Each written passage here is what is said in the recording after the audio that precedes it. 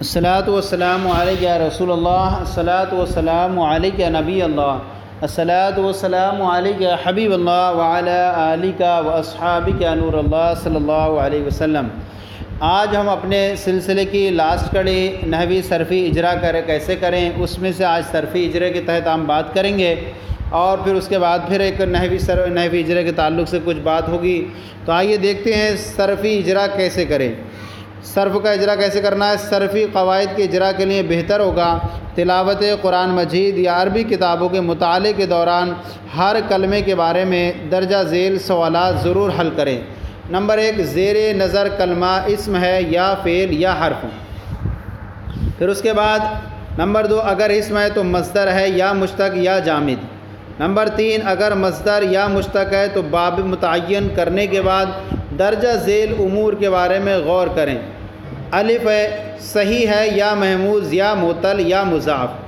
با میں کیا حل کرنا ہے؟ اگر محموز یا معتل یا مضاف ہے تو اپنی اصلی حالت پر ہے یا اس میں کچھ تبدیلی ہوئی ہے۔ جیم، اگر تبدیلی ہوئی ہے تو کس قاعدے کے تحت ہوئی ہے؟ قاعدے کی طرف اشارہ کرتے ہوئے تعلیل جاری کریں۔ اب اگر اسم ہے، اگر زیر نظر کلمہ جامد ہے تو مصدر اور مشتق میں غور طلب امور، تعیین محذوف وغیرہ اور اجرائے تعلیل حل کر کے درجہ ذیل امور پر غور کریں۔ الف، وہ کلمہ واحد ہے یا تثنیہ یا جمع۔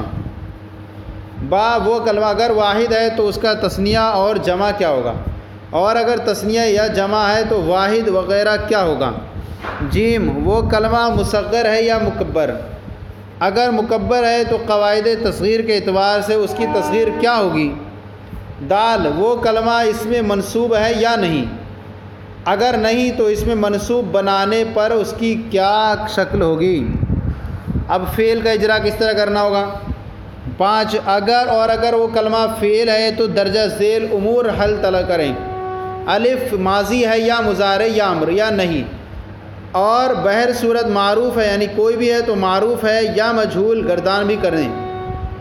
با، اور اگر فعل مضارع ہے تو مثبت ہے یا منفی۔ جیم، اگر مثبت ہے تو مؤکد ہے یا غیر مؤکد، تاکید والا ہے یا غیر تاکید والا۔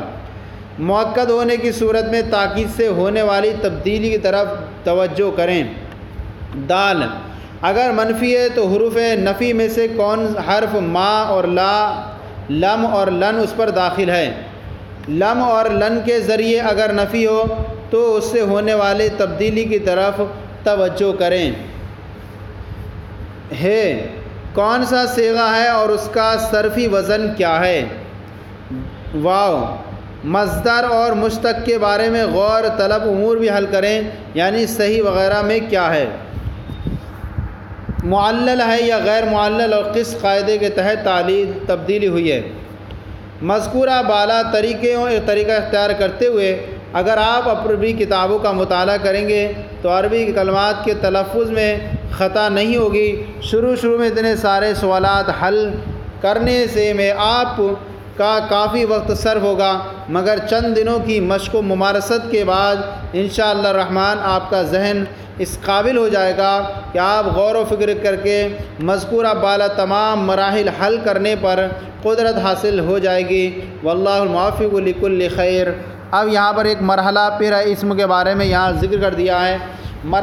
4 مرحلے لیں۔ مرحلہ اولا، اسم کے اہم سوالات۔ نمبر 1 ہے اگر اسم ہے تو علامت اسم کیا ہے۔ نمبر 2، معرب ہے یا مبنی۔ 3، معرب ہے تو منصرف ہے یا غیر منصرف۔ اگر غیر منصرف ہے تو کون سے 2 سبب یا 1 سبب ہے۔ نمبر 4، اس میں غیر متمکن کی کتنی قسمیں ہیں اور یہ کون سی قسم سے ہے۔ نمبر 5، معرفہ ہے یا نکرہ۔ اگر معرفہ ہے تو معرفہ کی کون سی قسم ہے۔ نمبر 6، مذکر ہے یا مؤنث۔ نمبر 7، واحد، تثنیہ، جمع میں سے کیا ہے۔ نمبر 8، اگر جمع ہے تو جمع قلت ہے یا جمع کثرت، سالم ہے یا مکسر۔ نمبر 9، اس میں متمکن کی 16 قسموں میں سے کون سی قسم ہے، اور اعراب کیا ہے، اعراب بالحرکت ہے یا اعراب بالحرف۔ اعراب لفظی ہے یا اعراب طبعی؟ اعراب لفظی ہے یا اعراب تقدیری یا اعراب محلی؟ نمبر 10 اسماء عاملہ کتنے ہیں اور یہ کون سی قسم ہے؟ نمبر 11 توابع کتنے ہیں اور کون سی قسم ہے؟ فعل کے اہم سوالات۔ نمبر 1 اگر زیر نظر کلمہ فعل ہے تو علامت فعل کیا ہے؟ نمبر 2 اگر معرب ہے یا مبنی ہے تو کیوں؟ نمبر 3 معروف ہے یا مجہول؟ اگر معروف ہے تو لازم ہے یا متعدی؟ نمبر 4 اگر متعدی ہے تو متعدی بیک مفعول ہے یا بدو مفعول یا بسے مفعول؟ نمبر 5 اگر مضارع ہے تو معروف منصوب اور مجزوم میں سے کیا ہے اور اس کا اعراب کیا ہے؟ نمبر 4 کیا افعال ناسخہ ناقصہ مقاربہ یہ ناسخہ ہیں؟ قلوب افعال مد و ضم اور تعجب میں سے ہیں؟ کیا افعال ناسخہ افعال مد و ضم افعال تعجب میں سے ہیں؟ اگر ہے تو کون سی قسم ہے؟ نمبر 7 ثلاثی رباعی مجرد اور مزید فی کے کتنے ابواب ہیں اور یہ فعل کون سے باب سے ہے؟ نمبر 8 اگر ملحق ہے تو ملحق و رباعی مجرد و مزید فی کے کتنے ابواب ہیں اور یہ کون سے باب سے ہیں؟ نمبر 9 ہفت اقسام میں سے کون سی قسم ہے؟ نمبر 10 اگر محموز معطل مضاف میں سے ہے تو کیا تعلیل تخفیف یا ادغام ہوا ہے؟ نمبر 11 اس فعل کی صرف صغیر کرنے کے بعد صرف کبیر کرتے ہوئے صیغہ اور بحث اور ترجمہ بتائیں۔ اب چند حرف کے چند اہم سوالات۔ اگر حرف ہے تو علامت حرف کیا ہے؟ معرب ہے یا مبنی؟ نمبر 3 حروف عاملہ میں سے ہے یا غیر عاملہ میں سے؟ نمبر 4 اگر حروف عاملہ میں سے ہے تو کیا عمل کرتا ہے اور اگر غیر عاملہ میں سے تو حروف معانی کی کون سی قسم سے تعلق رکھتا ہے؟ نمبر 5 اگر حروف عاملہ میں سے ہے تو کون سی قسم ہے؟ نمبر 6 عاملہ در اسم ہے یا در فعل؟ نمبر 7 اگر عاملہ در اسم ہے تو اسم کی 7 قسموں میں سے کون سی ہے اور اگر مضارع پر داخل ہے تو حرف ناصب ہے یا جازم؟ نمبر 9 حرف معانی کتنے ہیں اور یہ کس معنی میں ہے؟ یہ ہوا ایک۔ اب مرحلہ ثانیہ یوں کر لیں۔ نمبر یہ لفظ اگر معرب ہے تو مرفوعات منصوبات اور مجرورات کتنے ہیں اور ان میں سے کیا ہے؟ مرحلہ ثالثہ اس لفظ سے اس لفظ کا پہلے والے اور بعد والے کلمے سے فعل فاعل مبتدا خبر موصوف صفت مضاف مضاف الیہ حال ذوالحال ممیز تمیز عامل معمول میں سے کیا تعلق ہے اور اس کا کیا حکم ہے؟ مرحلہ رابعہ نمبر 1 یہ عبارت مرکب مفید ہے یا غیر مفید؟ نمبر 2 اگر مفید ہے تو جملہ اسمیہ فعلیہ شرطیہ اور ظرفیہ میں سے کیا ہے؟ نمبر 3 بہر صورت جملہ خبریہ ہے یا جملہ انشائیہ؟ نمبر 4 اگر مرکب غیر مفید ہے تو اس کی تینوں قسموں میں سے کون سی قسم ہے؟